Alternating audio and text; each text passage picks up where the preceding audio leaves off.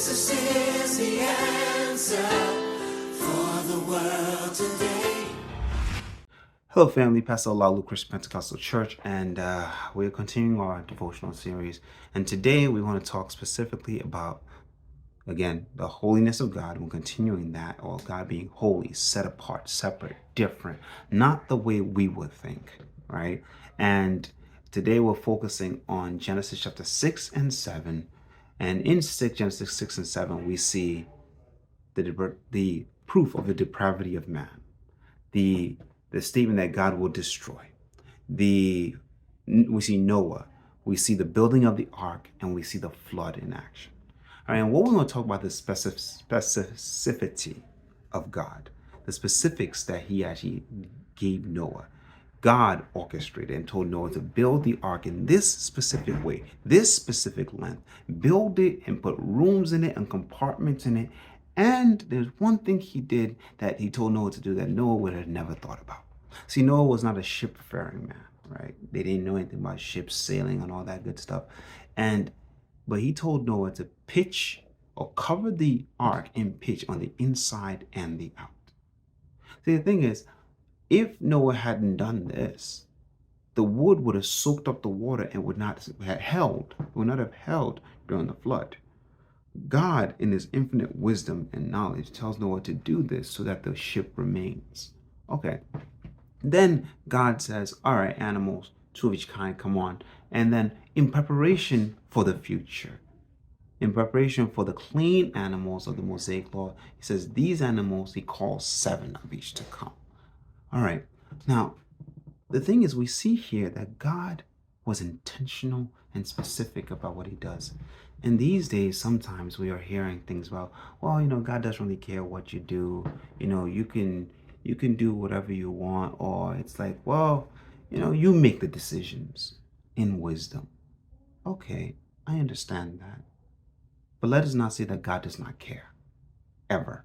Let us not say that God is not specific, because we see him specifically determining that things should be done. Specifically, he called David. Specifically, he called Moses. Specifically, he prophesied of Christ, and Christ came. Specifically, he called Paul. He called Peter. Jesus chose all 12 of his disciples.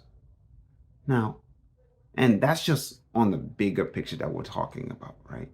So, okay, if we want to say that, I will pray to God, and according to his word, I will make a decision. But even according to his word, then you're falling in line with the specifics of God, because as he has said, God cares. He cares about your every decision, about your every thought. Because if he didn't, then there was no point for Christ. In his infinite wisdom and love and mercy, he gave grace.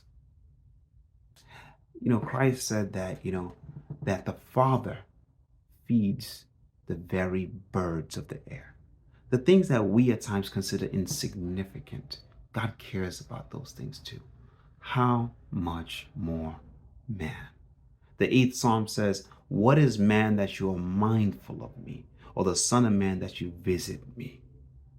It's like, as we are entering this Christmas season, this time in itself is proof of God's care and his love for every single one of us. At no point should you ever doubt that God loves you and he cares. If you wake up in the morning and your leg hurts, he cares. If you're wondering what you wear, he cares. It doesn't mean you should not carry this burden on your head, but no, recognize that your Father cares about you. And in accordance to his specifics and his holiness, should we desire to live our lives. God bless you. And I hope that the fact that God cares, is an encouragement to you and a motivation to just live your life for him. I'm reminded of this song of Good Good Father, and I've said this before. There's the line in the song that really gets me every time is how we as Christians define ourselves. See, the song goes, "You're a good, good father." That's who you are. That's who you are. That's who you are. And that's true. The latter portion says, "And I'm loved by you." That's who I am. That's who I am. That's who I am. To live my life, to look at myself in the revelation that I am loved by the good, good Father. I pray that this is how we all live, that this is how we all walk, to know that we are children of the living God and that He cares. God bless you.